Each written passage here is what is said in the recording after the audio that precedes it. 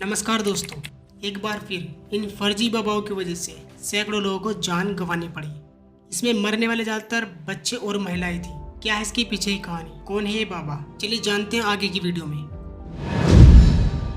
बाबा का असली नाम सूरजपाल है, जो कासगंज जिले का रहने वाला है। आज से ठीक 17 साल पहले सूरजपाल पुलिस में हुआ करते थे। एक दिन अचानक इन्हें भगवान के दर्शन हो जाते हैं और सूरजपाल को अध्यात्म में इंटरेस्ट आ जाता है। सूरजपाल पुलिस की नौकरी छोड़ देते हैं और इसके पीछे की एक वजह ये भी है, सूरजपाल को अपनी लाइफ में जितना पैसा चाहिए था वो उसे नौकरी से कभी नहीं मिलता। जैसा कि आप इन सभी बाबाओं को देखते हो तो इनकी लाइफ बड़ी ही फर्स्ट क्लास होती है, बिना कुछ मेहनत किए। बस आपको लोगों को आस्था के नाम पर ठगना आना चाहिए। सूरजपाल पुलिस की नौकरी छोड़ने के बाद बाबा बन जाते हैं, जिनका नाम बाद में बाबा भोले विश्वहरी पड़ जाता है।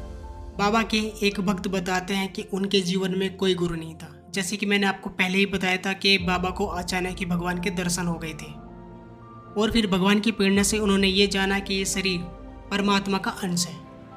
ये अपनी पत्नी के साथ मिलकर सत्संग कराने लगे। इनकी फैन फॉलोइंग उत्तर प्रदेश के अलावा राजस्थान और मध्य प्रदेश में भी हो जाती है। ऐसा ही सत्संग हाथरस के सिकंदराव के रतिभानपुर में चल रहा था। यह सत्संग 3 दिन का था और इस सत्संग का आज आखिरी दिन था।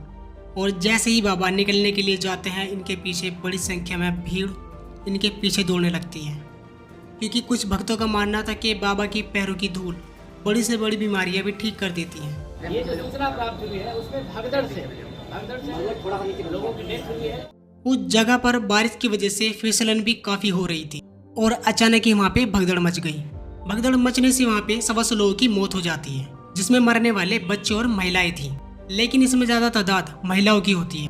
जब ये बात बाबा को पता चलती है तो बाबा वहाँ से फरार हो जाता है और कई दिन ढूंढने पर भी बाबा का पता नहीं चलता। सोच कर देखो दोस्तों, उन घरों में क्या मातम होगा जिनके लोग इस मरने वाली लिस्ट में शामिल होंगे।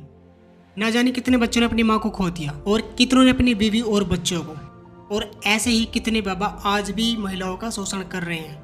इस सरकार की सबसे बड़ी लापरवाही देखो, लाखों की भीड़ में इन्होंने सिर्फ 40 पुलिसकर्मी ही वहाँ पे तैनात कर रखे थे। और ये बात मैं नहीं कह रहा, ये हमें खुद एडीजी हमें बताते हैं, क्योंकि इनकी लापरवाही की वजह से आज सैकड़ों घर बर्बाद हो गए।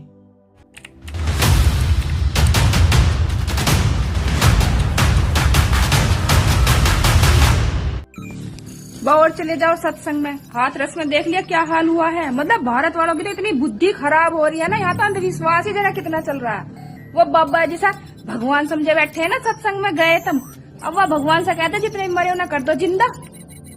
मतलब अब मीडिया वालों ने इतनी पोल खोल ली इन बाबाओं की, पर जब भी किसी की समझ में नहीं आ रहा।